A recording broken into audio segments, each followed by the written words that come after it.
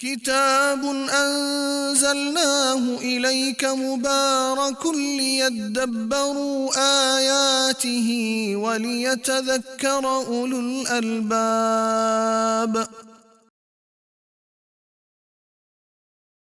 53 سے 54 میں پردے کا حکم ہے۔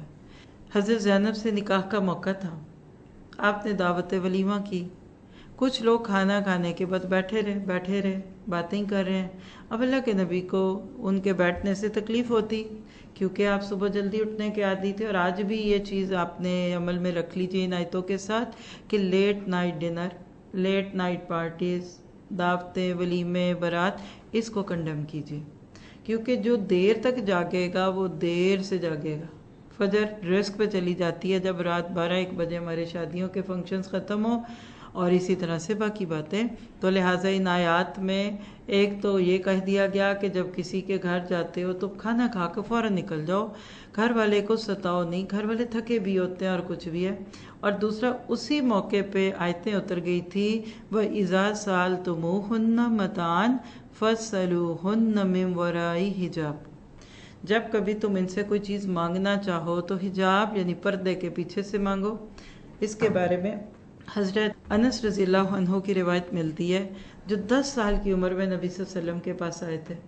جب آپ ہجرت کر کے مدینہ تشریف لائے تو ان کی والدہ ام سلیم 10 سالہ بچے کو لے کر آئیں کہ اللہ کے نبی میرے اس بچے کو قبول کریں، ایک تو میں چاہتی ہوں یہ آپ کی خدمت کرے اور آپ کی دعائیں لے، اور دوسری بات ہے کہ آپ کے زیر سایہ تربیت پائے۔ تو لہٰذا یہ اللہ کے نبی کے گھر میں تھے، اور یہ کہتے ہیں کہ میں اللہ کے نبی کے گھر میں ایک بچہ بن کر جب آیا تھا تو میں ضرورتاً آپ کی بیویوں کے حجروں میں آتا جاتا تھا۔ یہ جو موقع ہے جس پہ یہ آیت اتری تو ایک دم مجھے روک لیا گیا کہ اب آپ اس طرح سے نہیں جا سکتے۔ تو کیا پتہ چلا کہ گھروں کے اندر عورتوں اور مردوں کا اختلاط بھی پسندیدہ نہیں ہے، کہاں پھر باہر مکس گیدرنگ اور خوشبوؤں اور زیورات میں لدے پھدی عورتیں اور لوگ ہوں، تو اس سے بچنا ہے، کیونکہ اللہ کہتے ہیں ذالکم اطہر لقلوبکم وقلوبہن، تمہارے بھی دل پاک رہیں گے اور عورتوں کے بھی دل پاک رہیں گے۔ تو لہٰذا پردہ کوئی نئی چیز نہیں ہے جس پہ میں آپ کو کچھ بتاؤں۔ الحمدللہ ہم انہی لفظوں کو سنتے ہوئے بڑے ہوئے ہیں، چند باتیں سمجھ لیتے ہیں۔ میں پردہ کیوں کروں؟ تو پہلی بات تو لکھ لیں کہ پردہ عورت کے لیے حفاظت کا ذریعہ ہے۔ میں اس کو 2 لفظوں کے ساتھ آپ کے سامنے رکھوں گی تو آپ سمجھ جائیں گے۔ آپ دیکھیے کہ پولیس کی گاڑی دکھے یا اس کا سائرن ہو، اس کو سن کر دل میں کیا آتا ہے؟ ایک عورت ہے جو اکیلی تھی، گھبرا رہی تھی، اس کو پیچھے سے لگ رہا ہے کہ کوئی میرے آ رہا ہے اور میرا پرس نہ چھین لے، وہ پولیس کی گاڑی کو دیکھ کر کیا سوچے گی؟ الحمدللہ کوئی ادھر ہے جو میری حفاظت کر سکتا ہے اور میں اس کو بتاتی ہوں، یا کم از کم میں اب سیکیور ہوں۔ اس کے برعکس اگر ایک دوسری عورت ہے جو کسی کے گھر سے کوئی زیور چوری کر کے نکلی ہے، اس کو بھی پولیس کی گاڑی کی آواز آتی ہے، تو وہ اس کو سن کر کیا سوچے گی کہ یہ میرے لیے قید ہے۔ بس جن عورتوں نے کوئی کرائم کیا ہوتا ہے نا، ان کو پردہ ایک جرم لگتا ہے یا ان کو ایک تھریٹ لگتا ہے، قید لگتی ہے۔ لیکن جو عورتیں خود کو قیمتی سمجھتی ہیں وہ کہتی ہیں بیکاز آئی ایم پریشیس، میں چونکہ قیمتی ہوں۔ اور قیمتی چیزیں کہاں ہوتی ہیں آپ کی؟ زیورات عموماً کہاں رکھتے ہیں ہم؟ پیسے روپے کہاں رکھتے ہیں ہم؟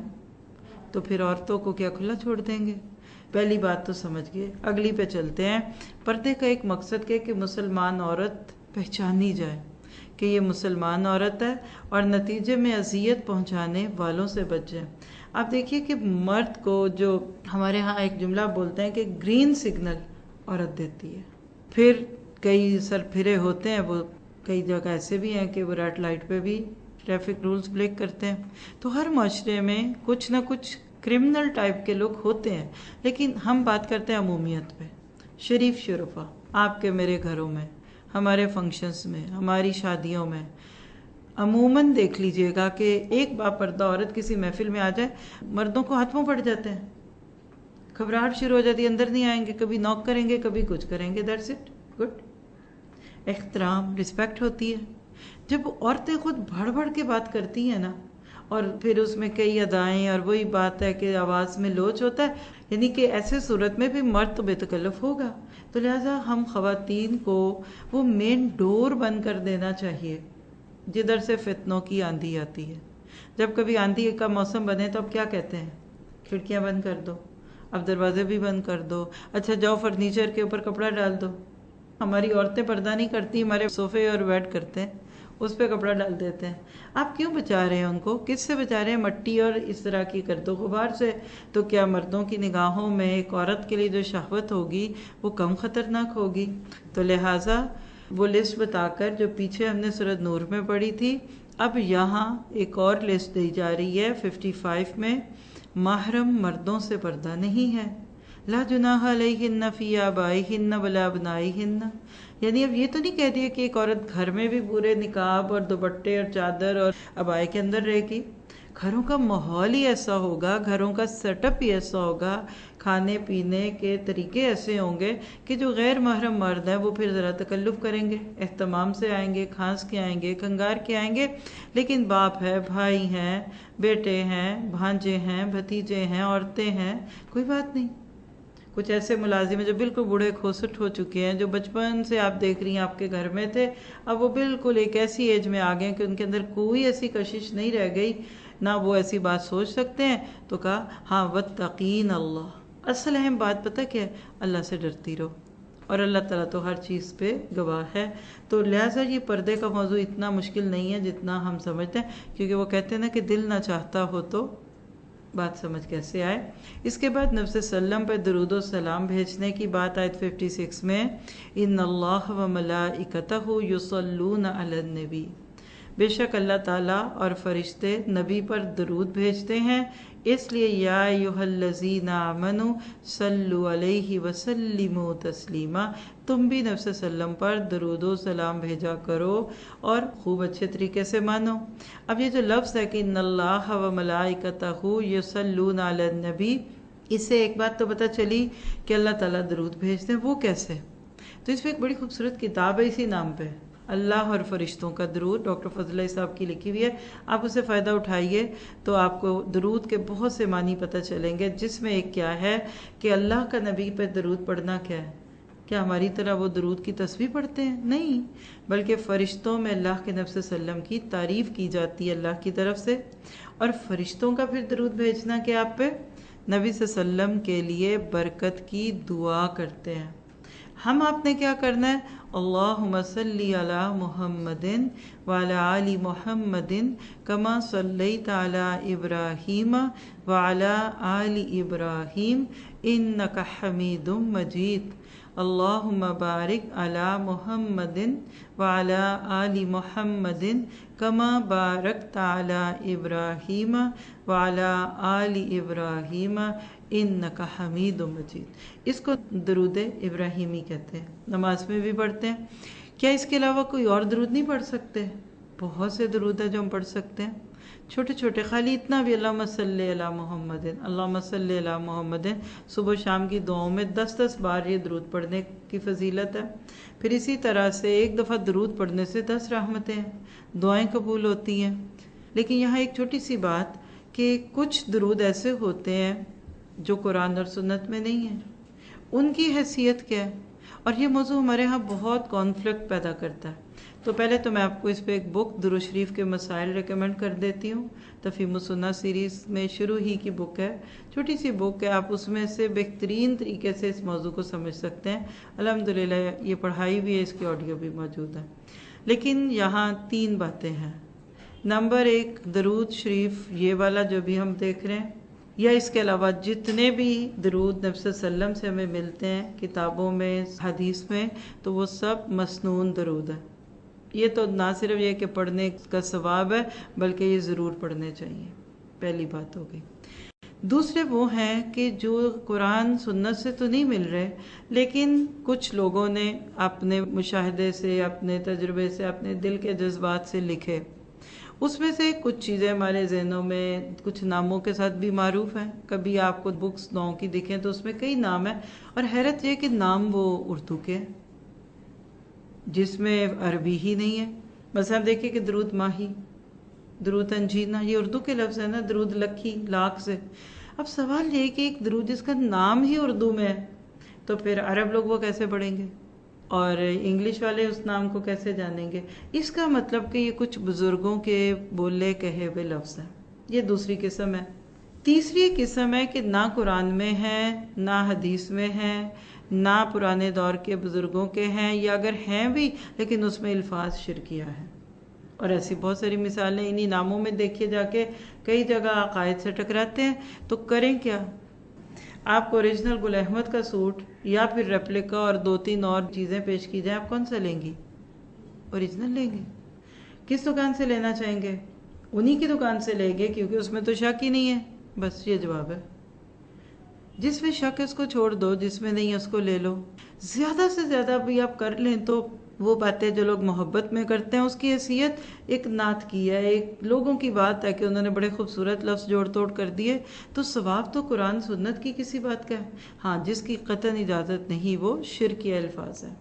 اب آئیے ذرا ابن جوزی رحمہ اللہ، جن کو ابن قیم الجوزی کہتے ہیں، انہوں نے ڈفرینٹ فوائد پیش کیے ہیں درود کے، اور ان کو پڑھنے کے ساتھ ہی ہم کہتے ہیں اللہم صلی علی محمد.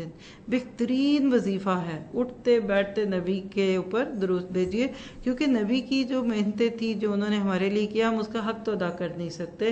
تو چلیے کچھ تو ہم ان کو دے سکتے ہیں. ملے گا کیا؟ نمبر 1، اللہ تعالیٰ کی اطاعت اور فرما برداری حاصل ہوتی ہے. پھر وہ کہتے ہیں کہ درود پڑھنے سے انسان فرشتوں کے عمل کے ساتھ مطابقت کرتا ہے، کیونکہ فرشتے بھی درود بھیجتے ہیں. تیسری بات یہ کہ اللہ تعالیٰ کی جانب سے 10 رحمتیں عطا کی جاتی ہیں درود پڑھنے پہ. 1 مرتبہ پڑھنے سے 10 درجات بلند ہوتے ہیں. ذرا سوچئے لفظ درجہ ہمارے لیے کتنا اہم ہے. رینک بڑھ گیا، آپ کے میاں صاحب کی جاب بڑھ گئی، آپ کے بیٹے نے ٹاپ کر لیا، تو درود پڑھنے سے آپ کے میرے رینکس بڑھتے ہیں. پھر اسی طرح سے نامہ اعمال میں 10 نیکیاں لکھ دی جاتی ہیں. 1 مرتبہ درود پڑھنے سے 10 گناہ مٹا دیے جاتے ہیں. پھر ایک اور فائدہ کیا ہے کہ درود سے آغاز کرنے سے دعا قبول ہوتی ہے. یعنی بعض سے کہتا ہے کہ دعا کے پر ہیں، شروع آخر اگر درود پڑھ لیا جائے تو دعا زیادہ قبول ہوتی ہے. پھر اسی طرح ایک اور فائدہ کیا ہے کہ روز قیامت شفاعت رسول کی سعادت نصیب ہوگی انشاءاللہ تعالی. پھر اس کے بعد درود شریف گناہوں کی مغفرت کا باعث ہے. ظاہر ہے کہ انسان ہونے کے ناطے ہم کئی کمی پیشیوں کا شکار ہوتے ہیں، انشاءاللہ کفارات بنیں گے. پھر ایک بہت پیارا فائدہ کیا ہے کہ درود انسان کے غم و الم کا مداوا بن جاتا ہے. دکھی دل کے اوپر ایک قسم کی مرہم پٹی ہے درود پڑھنا. پھر تنگ دست کے لیے درود صدقے کے قائم مقام ہے. ہر ایک کے پاس پیسے نہیں ہیں، آپ کہتے ہیں مہنگائی ہے، غربت ہے، پوری تنخواہ ہے میاں صاحب کی، کیا کریں؟ آپ درود پڑھتے رہیے، انشاءاللہ یہ صدقہ بن جائے گا. پھر درود انسانی ضروریات پوری ہونے کا ذریعہ ہے، یعنی اللہ تعالیٰ غیب سے اس بندے کی ضروریات کو پورا کرتا ہے. پھر اسی طرح رحمت الہی اور فرشتوں کی دعائیں نصیب ہوتی ہیں اس شخص کو جو درود کی کثرت کرتا ہے. درود پڑھنا تزکیہ نفس کا باعث بن جاتا ہے. یعنی بار بار جب آپ درود شریف پڑھیں گے نا تو آپ کو اللہ کے نبی سے محبت محسوس ہوگی، تو آہستہ آہستہ پھر آپ اپنے اندر سے غلط چیزوں کو نکالیں گے. پھر اس کے بعد موت سے پہلے بندے کو جنت کی بشارت مل جانے کا سبب ہے. اللہ چاہے تو خواب کے ذریعے، اللہ چاہے تو دل کی تسلی کے ساتھ، اور نہ بھی بتائے لیکن اس کو جنت کی خوشخبریاں دلا دیتا ہے، اور قیامت کی ہولناکیوں سے نجات مل جاتی ہے. آپ سوچئے ذرا کہ ایک جملے میں کیا تاثیر ہے. اس لیے کہ نبی صلی اللہ علیہ وسلم نے محنتیں بہت کی، زندگی میں لوگوں نے ستایا، وہ ویلیو نہیں دی. اب ان کو اللہ کی طرف سے، یعنی آپ یہ کہہ سکتے ہیں کہ نبی صلی اللہ علیہ وسلم کی کوششوں کا ایک ہلکا سا آنر اور ایک گریٹیٹیوڈ پیش کرنا ہوتا ہے درود کی صورت میں. کچھ اور فوائد بھی نوٹ کر لیجئے اگر چاہیں تو، کہ مجلس درود پڑھنے سے پاکیزہ ہو جاتی ہے. کسی بھی محفل سے آپ اٹھیں تو درود پڑھ لیں تو انشاءاللہ تعالی وہاں ویسے بھی غلط باتیں نہیں ہوں گی جہاں آپ اللہ کے نبی کا تذکرہ کریں گے. پھر روز قیامت ایسی محفل باعث حسرت نہیں ہوگی. درود پڑھنے سے فقر و فاقہ ختم ہو جاتا ہے، اور اسی طرح سے درود پڑھنے والے کو بخل سے نجات ملتی ہے. اب آپ دیکھیے کہ صرف ایک درود پڑھنے کے 20 فائدے ہیں، تو کتنا وقت ہوتا ہے ہمارے پاس؟ تو دل کی گہرائی سے کہیے اللہم صلی علی محمد. اس کے بعد اب آگے کچھ لوگ جو کہتے ہیں جی درود نہیں پڑھنا چاہیے، درود ایسے وہ، تو لکھ لیجئے 5758 نمبر، گستاخان رسول پر اللہ کی لعنت ہے۔ نبی صلی اللہ علیہ وسلم کی زندگی میں ہو یا بعد میں جو کوئی اللہ کے نبی کے بارے میں غلط بات کہے گا وہ اللہ کی رحمتوں سے دور ہوگا۔ اور مدینہ میں کچھ لوگ ایسے تھے، دلوں میں کچھ اور تھا، لیکن منہ سے اللہ کے نبی سے محبت کے دعوے کرتے تھے۔ ہم دعا کرتے ہیں کہ ہمیں نبی صلی اللہ علیہ وسلم کی عزت، ان کا احترام کرنے کی توفیق بھی دے اور ان کے مشن کے راہی بنا دے۔ پھر اس کے بعد آگے ہے جی آیت 59 میں، اب صورت پھر تکمیل کی طرف جا رہی ہے، چہرے کے پردے کا حکم۔ بہت سارے لوگوں کا یہ کوشچن ہوتا ہے، کیا چہرے کا پردہ ہے؟ تو میں سوال کرتی ہوں کہ پھر پردہ کدھر کا ہے؟ کپڑے تو مرد بھی پہنتے ہیں، عورتیں بھی پہنتی ہیں، بچے بھی پہنتے ہیں، بوڑھے بھی پہنتے ہیں۔ تو یہ آیت دل کے سارے پرانے گرجز باتوں کو الگ کر کے سنیے۔ یا ایھا النبی، دیکھیں نبی کو بیچ میں ڈالا گیا کیونکہ اللہ کے نبی کی نسبت سے جو بات ہوگی اس میں ہماری توجہ زیادہ ہوگی۔ قل، پھر آپ کہیے۔ یا ایھا نبی کے علاوہ ایسے بھی کہی جا سکتی تھی قل لی ازواجک، یہ بالکل ایسے ہی ہے جیسے قل ھو اللہ احد، قرآن میں بہت سی آیتیں ہیں۔ یہ بھی نہیں، پہلے آپ کا نام لیا گیا۔ کبھی بھی کسی سے رشتہ لینا دینا ہونا تو گھر کے بزرگوں کو بیچ میں ڈالتے ہیں، بڑے کہیں گے تو انکار نہیں ہوگا۔ یہاں اللہ کے نبی کا نام ڈال کر اللہ نے ایک تو عزت بھی دی اور عورتوں کو احساس بھی دلا دیا اور مردوں کو بھی خاص طور پہ۔ پھر کیا کہا؟ قل، کہہ دیجئے لی ازواجک، بیویاں۔ ہم کہتے ہیں چلو شکر ہے، یہ تو امہات المومنین کے لیے تھا جی۔ کئی لوگ آج بھی یہ مغالطہ دیتے نہیں پڑتا تو وہ نبی کی بیویوں کے لیے تھا، چلے ٹھیک ہے مان لیتے ہیں، چھوڑ دیں۔ آگے چلیے وہ بناتک، اور اپنی بیٹیاں۔ امت کی عورتیں نبی کی بیٹیاں ہوتی ہیں، نہیں آپ کہتے ہیں نہیں جی یہ تو فاطمہ اور رقیہ اور ام کلثوم وغیرہ تھی، اس کو بھی نکال دیتے ہیں۔ آگے کیا ہے؟ بنساء المؤمنین، مومنوں کی عورتیں۔ ابھی بھی بات نہیں سمجھ آئی تو دعا کرتے ہیں کہ اللہ دل کھول دے۔ کیا کہو؟ یدنین علیہن من جلابیبہن، اپنے اوپر جلباب پہن لیں۔ جلابیب جو ہے نا یہ جلباب کی جمع ہے، اور ڈکشنری میں جا کر دیکھیے گا، عرب ڈکشنری، عربی اردو کھول لیں، عربی انگلش کھول لیجئے۔ جلباب کہتے ہیں وہ کپڑا جو سر پہ ڈالیں تو پاؤں چھپ جائے، سیدھی سی بات ہے۔ ذالک ادنیٰ، یہ بڑا قریب ہے اس بات کے کہیں یعرفنا، کہ وہ پہچان لی جائیں۔ ہم کہتے ہیں پردہ اس لیے کرنا ہے کہ نہ پہچانی جائیں، اللہ کہہ رہے پہچان لی جائیں۔ یہ کون سی پہچان ہے؟ نمبر 1 یہ مسلمان عورت ہے، نمبر 2 یہ باحیا عورت ہے۔ یعنی پردہ اصل میں پتہ کہ I am not available, don't take interest in me, لہٰذا فلا یؤذین، پھر تکلیف نہیں دی جائیں گی۔ جو چھیڑ خانی ہے، جو بدتمیزی ہے، جو بے تکلفی کو کرنا چاہے گا تو پردہ ایک قسم کا بیریئر بن جائے گا کہ تم میری طرف نہ آؤ، جو پچھلی زندگی میں ہو گئے کوئی بات نہیں۔ وَكَانَ اللَّهُ غَفُورًا رَحِيمًا۔ اب یدنین علیہن من جلابیبہن کو دیکھیے تو چند باتیں پردے سے متعلق۔ پردہ عورت کی حفاظت کا ذریعہ ہے، پردے کے ذریعے عورت کے وقار میں اضافہ ہوتا ہے، عورت کی طرف بری نگاہیں نہیں پڑتی۔ بری نگاہوں کو جذب کرنے میں لباس کا بہت دخل ہوتا ہے۔ ایک عورت ٹھنڈے دل دماغ سے سوچے گی تو اس کو یہ بات سمجھ آئے گی۔ چھوٹی سی مثال لیجئے کہ کوئی لالی پاپ کسی کو پیش کیا جائے اور اس کا کور اترا ہوا ہے اور اس پہ کچھ مکھیاں بھی پڑی ہوئی ہیں، اس کے ساتھ ایک دوسرا لالی پاپ رکھا جائے جو بہت اچھے طریقے سے پیکڈ ہے، کون سا لالی پاپ بچہ اٹھائے گا یا آپ اٹھائیں گے؟ یہ ہے پردہ۔ عورت جتنی بھی نیک کیوں نہ ہو، کچھ گندی نگاہوں کی مکھیاں اس پہ پڑ جاتی ہیں جب وہ بغیر حجاب کے، بغیر نقاب کے جاتی ہے، اور خاص طور پہ بھی جب آرائش میں ہوتی ہے، اور زیبائش میں بھی ہوتی ہے اور نمائش میں بھی ہوتی ہے۔ اسی لیے پھر آگے دل کے مریض لوگوں کی بات کی گئی آیت 60 سے 62 میں، لَئِن لَّمْ يَنْتَهِ الْمُنَافِقُونَ، یعنی یہاں منافق اور دل کے روگی اور ان لوگوں کی طرف اشارہ ہے جو نبی کے ارد گرد صرف فتنے پھیلاتے تھے۔ نبی کی بیوی حضرت عائشہ پہ تہمت لگی، اور بھی کئی ایسے مواقع تھے، بس اس میں سے آپ کے میرے لیے اتنی بات ہے کہ اپنے آپ کو رسک پہ مت رکھیے۔ آپ دیکھیے کرونا میں مردوں نے بھی پردہ کیا، عورتوں نے بھی کیا، ڈاکٹرز نے بھی کیا، پائلٹس نے بھی کیا، تقریباً 1.5 سے 2 سال تک کام چلے نا۔ یہ ان لوگوں کے لیے جواب ہے جو کہتے ہیں پردہ کر کے کیسے کام ہوگا۔ بھئی آنکھیں تو کھلی ہیں اور چہروں کی تو بات نہیں ہے نا۔ اس پہ الحمدللہ ہم بڑی ڈیٹیل سے بات کرتے ہیں اپنی کلاسز میں، ابھی تو صرف ہنٹس ہیں۔ بس ایک بات کیجئے کہ اللہ سے توفیق مانگیں کہ اللہ جو حق بات ہے اس پہ دل جم جائے ہمارا۔ پھر اس کے بعد صرف اللہ تعالیٰ ہی جانتا ہے کہ قیامت کب آئے گی۔ یہ 63 سے 65 میں ہمیں ملتا ہے پیغام، لہٰذا نبی کو کہنے کی ضرورت نہیں، پوچھنے کی ضرورت نہیں، تیاری کرو۔ تیاری نہیں کرو گے تو آ بھی گئی تو تم کیا کر لو گے۔ پھر تھوڑا سا آگے بڑھتے ہیں تو 66 68 میں دنیا دار قائدین کی پیروی کا برا انجام۔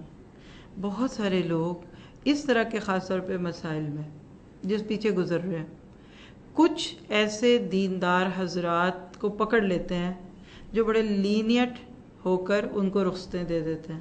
یہ نہیں دیکھتے کہ یہ اوتھینٹک بات ہے بھی کہ نہیں۔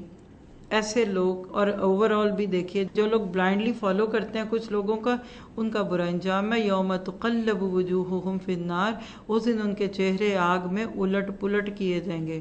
یہ جو لفظ ہے نا تقلب، اس کو سوچتے ہوئے شامی کباب سوچ لیجئے، جب ایک سائڈ سے پک جاتا ہے نا تو پھر دوسری طرف سے پلٹا جاتا ہے، روسٹ کیے جائیں گے، خوب تپائے جائیں گے ان کے چہرے آگ میں۔ پھر وہ کہیں گے ہائے افسوس ہم پہ، ہائے کاش ہم اللہ اور اس کے رسول کی بات مانتے۔ اور وہ کہیں گے اے ہمارے رب، بے شک ہم نے تو اپنے بڑوں کی اطاعت کی ہے، جو لوگ کرتے تھے وہی کرتے تھے، جو ہمارے بڑے کہتے تھے ہم وہی کرتے تھے، کبرانا اور بھی بڑے، بس انہوں نے ہمیں راستے سے بھٹکا دیا۔ اے ہمارے رب ان کو دگنا عذاب دے اور ان پہ لعنت کر، بہت بڑی لعنت۔ یہ کون سے لوگ ہیں جن کی جھوٹی تسلیوں اور جھوٹی لوریوں پہ انسان بے عملی کی طرف آتا ہے دنیا میں؟ اس لیے آگے اہل ایمان کو نصیحت ہے آیت 69 میں، یا ایھا الذین آمنوا لا تکونوا کالذین آذوا موسیٰ، ان جیسے نہ ہو جاؤ جنہوں نے موسیٰ کو تکلیف دی۔ پھر اللہ نے ان کو بے گناہ ثابت کر دیا، اور وہ اللہ کیا بڑی عزت والے ہیں۔ حضرت موسیٰ علیہ السلام بہت باحیات ہے۔ اب آپ دیکھ رہے ہیں کہ عورتوں کے پردے کے بعد مثال کس کی آ رہی ہے؟ ایک نبی کی۔ تو یہ جسم پہ کپڑے پہن کر غسل کیا کرتے تھے، لوگوں نے معروف کر دیا کہ جی ان کے جسم پہ کوئی عیب ہے۔ اللہ نے کچھ ایسا معاملہ کیا، حالات بنے کہ کچھ لوگوں پہ حضرت موسیٰ کا جسم کھل گیا، لیکن وہ اپنے جسم کو چھپانے کی کوششوں میں تھے۔ کیا پتہ چلا کہ جو لوگ اللہ تعالیٰ کی طرف سے وحی پہ ہوتے ہیں، فطرت پہ ہوتے ہیں، وہ باحیا ہوتے ہیں۔ پھر آگے جاتے ہیں تو آیت 70 سے 71 میں زبان کی حفاظت سے کئی سعادتیں حاصل ہوتی ہیں۔ اس لیے بہت ہی خوبصورت گولڈن ورڈز میں لکھی ہوئی باتیں ہیں۔ نمبر 1، یا ایھا الذین آمنوا کے بعد اتقوا اللہ، اللہ سے ڈرو۔ پھر دوسری بات وقولوا قولا سدیدا، سیدھی بات کیا کرو۔ تیر جیسے نشانے پہ لگتا ہے نا، سیدھی بات کیا کرو۔ کچھ بڑی ہینکی پینکی باتیں کرتے ہیں، 2 کیا ہوتا ہے، 4 نہیں، وہ تو 22 ہوتا ہے۔ ادھر کی باتیں ادھر کی ادھر نہیں، گھما کے بات نہیں کرنی چاہیے۔ آپ دعوت دے رہے ہیں یا ایون گھر میں بات کر رہے ہیں، کوئی چیز چاہیے آپ کو، سیدھی سی بات کر دیں یہ لے آئیں، آپ کو بتائیے، آپ کو بتائے تھا، آپ سوچیں، بوجھو تو جانے میں کون ہوں، میری آواز پہچانے، یہ بیکار باتیں ہوتی ہیں۔ آپ اگلے کا امتحان لے کے اس کو شرمندہ کرنا چاہتے ہیں تو سیدھی بات کیجیے۔ بچوں سے بھی سیدھی بات کریں۔ آپ دیکھیں کہ کلا بدلہ، قلیل مگر دلیل والا، نبی صلی اللہ علیہ وسلم کا کلام مختصر بھی تھا اور مدلل بھی تھا۔ پھر کیا فائدہ ہوگا؟ یصلح لکم اعمالکم، تمہارے معاملات کی، تمہارے اعمال کی اصلاح ہو جائے گی اور تمہارے گناہوں کو بخش دے گا۔ جو اللہ اور اس کے رسول کی اطاعت کرے گا بس وہی کامیاب ہوگا، بہت کامیاب ہونا۔ تو قولوا قولا سدیدا، یعنی سیدھی بات کرو۔ اس کے بارے میں تھوڑی سی بات کر لیتے ہیں۔ فائدہ کیا ہوگا؟ اعمال کی اصلاح ہو سکے گی، گناہ بخش دیے جائیں گے، اور سیدھی بات سے انسان کی عزت ہوتی ہے۔ آپ دیکھیے بزنس، ٹریڈنگ، کسی سے لین دین، ذرا 0.1% شک پڑ جائے نا دوسرے فریق کو کہ یہ کوئی بات چھپا رہا ہے، کوئی گھما رہا ہے، جو بات کر رہے ہیں اس کا جواب نہیں دے رہا، وہ ڈیل نہیں ہوتی، رشتے نہیں ہوتے۔ عقل مند لوگ کہتے ہیں نہیں یہ پتہ نہیں کچھ بات صحیح نہیں کر رہا، تو اسٹریٹ فارورڈ رہیے، سچ تو سچ ہی ہوتا ہے، آج نہیں تو کل تو کھل ہی جائے گا۔ اور صورت کے اینڈ پہ پھر ایک امانت کی ذمہ داری جو انسان پہ ڈالی گئی 72 73 اِنَّا عَرَضْنَا الْأَمَانَةَ، ہم نے ایک امانت آسمان و زمین پہ بھی ڈالی، پہاڑوں پہ ڈالی، سب نے انکار کر دیا کہ اس کو اٹھائیں اور ڈر گئے اس سے. ہاں وَحَمَلَهَا الْإِنسَانُ، انسان نے اس کو اٹھا لیا کیونکہ إِنَّهُ كَانَ ظَلُومًا جَهُولًا، انسان بہت ہی ظلوم اور جہول ہے. اب سوال یہ ہے کہ یہ بار امانت کیا ہے؟ تو سب سے پہلی بات دین امانت ہے جس میں کوتاہی پہ منافق اور مشرک کو عذاب ملے گا، پھر جس کی ادائیگی پہ مومن کی بخشش ہوگی. تو آپ کا میرا یہ دین، کسی نے اس میں قرآن کو کہا، کسی نے اس میں اطاعت کو کہا، میرے خیال میں پورا دین ایک امانت ہے. اللہ تعالیٰ سے دعا کرتے ہیں کہ اس پوری صورت میں اور ابھی تک جو کچھ پڑھا ہے اس پہ عمل کی توفیق عطا فرمائے. یہاں پہ ایک بڑی خوبصورت سی صورت پوری ہوئی. اب آگے ایک صورت سبا کے نام پہ، یعنی آپ دیکھیں کہ عورتوں کے ناموں میں اگر دیکھیں تو صورت مریم پڑھی، صورت نساء بھی کچھ فیمنن نام تھا، اور صورت سبا بھی ایک قوم جہاں ملکہ بھی تھی سبا نام کی اور ایک علاقہ تھا، اس کی کہانیاں اس میں ٹوٹل 54 آیتیں ہیں اس کی. سب سے پہلے 2 آیات میں اللہ تعالیٰ کی تعریفیں ہیں. الحمدللہ الذی لہ ما فی السماوات و ما فی الارض. یہاں ذرا سا رکیے، ہم نے بات کی تھی نا کہ ہر تقریباً 7.5 سپاروں کے بعد جو سورت شروع ہوتی ہے وہ الحمد سے ہوتی ہے. یہ اس کی دلیل ہے. پہلے سورہ فاتحہ تھی، پھر سورۃ الانعام تھی تقریباً 7ویں پارے اور 8ویں کے بٹوین، پھر سورت کہف تھی 15ویں پارے پہ، اور اب آپ کو ایک اور جگہ مل گئی. تمام تعریفیں اس اللہ کی ہیں جس کا ہے آسمان اور زمین میں سب کچھ، اور اس کی تعریفیں یہاں بھی اور آخرت میں بھی ہیں. اور کیوں نہ ہوں، اس لیے کہ اس کا علم پختہ، وہ تو ہر زمین کے اندر کی چیز جاننے والی اور نکلنے والی کو بھی جانتا ہے، اور اس کو آسمانوں کی بھی خبریں ہیں. پھر آگے آیت نمبر 3 سے 6 میں قیامت برپا ہونا کیوں ضروری ہے، اس کے دلائل دیے گئے. اور دلائل میں کیا ہے؟ لِيَجْزِيَ الَّذِينَ آمَنُوا وَعَمِلُوا الصَّالِحَاتِ، تاکہ اللہ جزا دے ان لوگوں کو جو ایمان لا کر عمل صالح کرتے ہیں، اور ان کے لیے ہے بخشش اور اس کے کریم ہے. یہ ہے بڑی وجہ. اور اس کے اپوزٹ وَالَّذِينَ سَعُوا فِي آيَاتِنَا، سب اچھے تو نہیں ہوتے، کچھ ہماری آیتوں کو بگاڑنے یا اس کے خلاف عمل کرتے ہیں کہ وہ ہمیں عاجز کریں. اللہ کہتے ہیں ان کو بھی قیامت والے دن ضرور پکڑنا ہے. تو 2 وجوہات ہیں قیامت کے آنے کی: اچھے لوگوں کو اچھے کاموں کے بدلے ملے، اور برے کام کرنے والوں کو اس برائی کا بدلہ ملے. آگے آیت نمبر 7 to 9 میں منکرین آخرت کے لیے دھمکی ہے. اور وہ دھمکی کیا ہے کہ ایک تم نہیں مانتے، تمہیں دنیا میں زمین میں خسف کر کے یا تمہارے اوپر آسمان کے ٹکڑے ڈال کر بھی اللہ یقین دلا سکتا ہے. کیا نہیں کبھی زلزلہ آیا، کبھی آسمانی بجلی نہیں گری؟ کیا انسان کے اوپر کبھی کوئی ایسی آفت نہیں آئی جس کو آپ کوئی کلیمٹی کہہ دیں؟ ہر سال کوئی نہ کوئی آفت تو آئی ہوتی ہے. یعنی یہ دنیا میں چھوٹی چھوٹی قیامتیں برپا کر کے اللہ تعالیٰ اس بڑی قیامت کا یقین دلاتے ہیں. اس کے بعد صورت میں حضرت داؤد علیہ السلام جو اللہ کے چنے ہوئے نبی تھے، ان پر کچھ فضل اور ان کی خوبیاں، کچھ بزرگی کی باتیں آیت 10 سے 11 میں ہیں. اور بے شک ہم نے دیا داؤد علیہ السلام کو فضل، اور کیا کہا؟ یا جبالو، او پہاڑو، اوی بھی ماں ہو. اوی بھی وہی لفظ ہے جس میں اواب چھپا ہوا ہے. تم بھی اس کے ساتھ تورات پڑھو. حضرت داؤد کی کہہ لیجیے آواز بڑی خوبصورت تھی. جب وہ زبور کی رائمز پڑھتے تھے تو ایسے لگتا تھا کہ پہاڑ بھی ان کے ساتھ بول رہے ہیں، پرندے بھی تھے، اور اگر پرندے بھی ان کی بات پہ وجد میں آ جاتے تھے کہہ لیں. اب یہ کیسے تھا، کیا تھا، اس وقت آپ کا میرا اس سے تعلق نہیں. بس یہ کیجئے کہ اپنے قرآن پڑھنے کو ہم ٹھیک کریں. آج بھی اچھی قرأت میں قرآن سن کر دل پر ایک اثر ہوتا ہے. پھر دوسری بات ان کو جو اللہ نے دی تھی وہ کیا تھی کہ وَأَلَنَّا لَهُ الْحَدِيدِ، لوہا ان کے ہاتھوں میں آ کر ایسے ہو جاتا جیسے موم ہے، جدھر چاہتے موڑ لیتے. اسی لیے پھر کہا کہ اسے سابغات وقدر فی السرد، یعنی وہ اس سے چینیں بناتے، زنجیریاں، بڑی بڑی دیگیں بنا لیتے. وَعَمَلُوا صَالِحًا، اصل یہ بات ہے. آج بھی انسانیت کو اللہ نے لوہا اور فولاد مولڈ کرنے کا فن اور ہنر سکھایا. اس سے وہ کیا بنا رہا ہے؟ ویپنز. انسانیت کو تکلیف دینے والی چیزیں۔ حضرت داؤد نے اپنی خوبیوں کو اچھے کاموں کا ذریعہ بنایا۔ پھر اس کے بعد ان کے بیٹے کا تذکرہ ہے آیت 12 سے 14 میں، حضرت سلیمان علیہ السلام پر اللہ کی عنایات۔ آپ دیکھیں کہ ان باپ بیٹوں کا تذکرہ کم آتا ہے، لیکن جہاں بھی آتا ہے اکٹھا آتا ہے۔ تو حضرت سلیمان کی خوبیاں کیا تھی کہ وہ ہواؤں پہ سفر کر لیتے تھے، مہینے کا سفر وہ ایک دن رات میں کر لیتے۔ پھر اسی طرح جنات ان کے تابع تھے، بیت المقدس کی تعمیر جنات کے تھرو کروائی گئی تھی۔